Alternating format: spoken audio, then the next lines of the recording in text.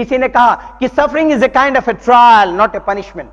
Suffering is a kind of a trial, not a punishment. Suffering comes only to test our merits. Suffering is like a hot fire. Hot fire doesn't burn a piece of gold. It purifies it. In the same way, suffering purifies our character.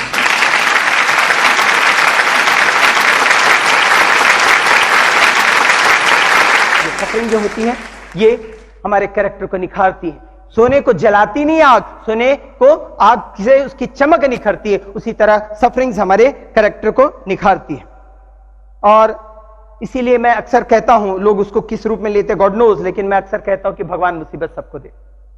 आप देखते हैं किसी के गले में सोने का हार है, आहा कितना खूबसूरत है, कितना ग्लिटर कर रहा है, कितना चमक रहा है. किसी के कान में, किसी के नाक में, किसी की उंगली में, किसी की कलाई में अलग अलग तरह से ऑर्नामेंट्स पहनते हैं. आपको कितना अच्छा लगता है. कभी आपने गौर किया, सोने को जलाया जाता है, सोने को तपाया जाता है, सोने को पीटा जाता है, सोने को खरोचा जाता है, सोने की परतें उधड़ी जाती हैं. इतनी ज्यादा अप एंड डाउन से होकर के गुजरना पड़ता है, इतनी टॉर्चर से होकर के गुजरना पड़ता है, तब सोना चमकता है, तब सोना ग्लिटर करता है, तब सोना किसी के गले की, किसी के कान की, किसी के नाक की, किसी की उंगली और किसी की कलाई की शोभा बनता है. आप भी अप्स एंड डाउन से होकर के गुजरिए, आप भी इन तप से होकर के गुजरिए. आप अपने पेरेंट्स के घर की, अपने घर की शोभा बनेंगे, आप अपने शहर की शोभा बनेंगे, आप अपने स्टेट की शोभा बनेंगे, आप अपने देश की शोभा बनेंगे.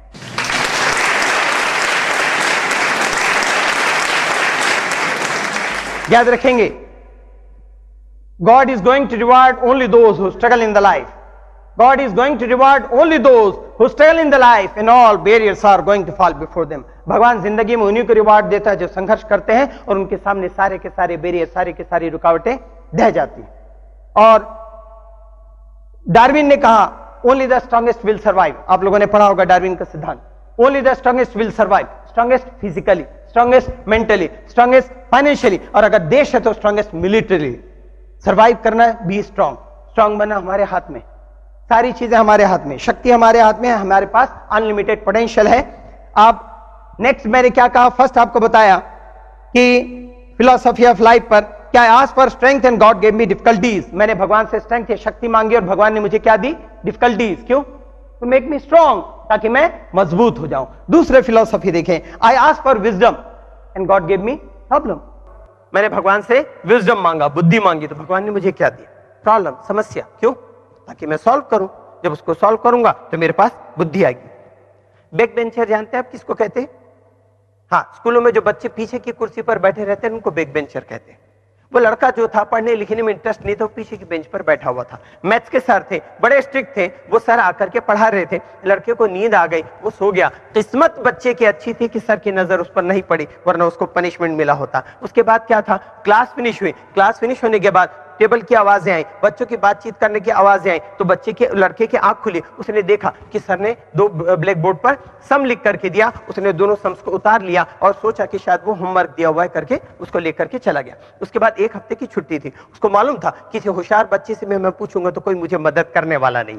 वो घर चला गया. घर जाने के बाद सम को सॉल्व करने की कोशिश करने लगा. उसकी माँ ने कहा, बेटा खाना खा ले. तो बोले, माँ मैं आज खाना नहीं खाऊंगा, जब तक कि सम को सॉल्व करके नहीं दिखाऊंगा मैं खाना नहीं खाऊंगा.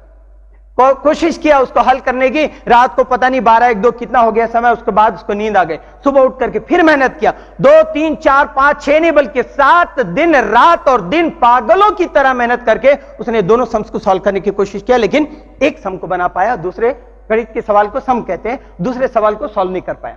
जब स्कूल खुली तो उसके बाद मैथ्स के जब टीचर पहुंचे, डरता डरता सर के पास जाता है. वो कॉपी लिख करके जाता है और बोलता है, सर आपने जो 2 सम्स ब्लैक बोर्ड पर लिख के दिया था, मैं 2 को नहीं बना पाया हूं सर, 1 सम को बना पाया हूं. मैंने इतनी मेहनत की सर, पागलों की तरह रात दिन एक करके मैं पढ़ता रहा सर, मैं 2 को नहीं बना पाया सर, 1 सम को बना पाया.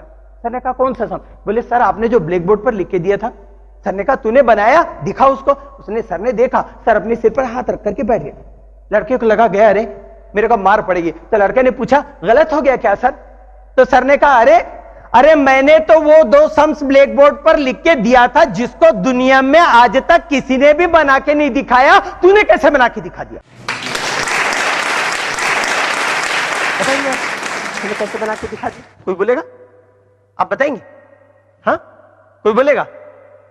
सर क्लास में आए थे, सर पढ़ा रहे थे, वो लड़का सोया हुआ था, सर ने आखिरी 2 सम्स ब्लैक बोर्ड पर लिखा और कहा कि दुनिया में आज तक किसी ने भी इस सम को बना के नहीं दिखाया। तो होशियार से होशियार लड़कों ने भी उसको बनाने की कोशिश भी नहीं की, और वो लड़का चूंकि सो रहा था, उसको ये पता नहीं था कि दुनिया में आज तक किसी ने भी इस सम को सॉल्व करके नहीं दिखाया, तो उसने सम को सॉल्व करके दिखा दिया।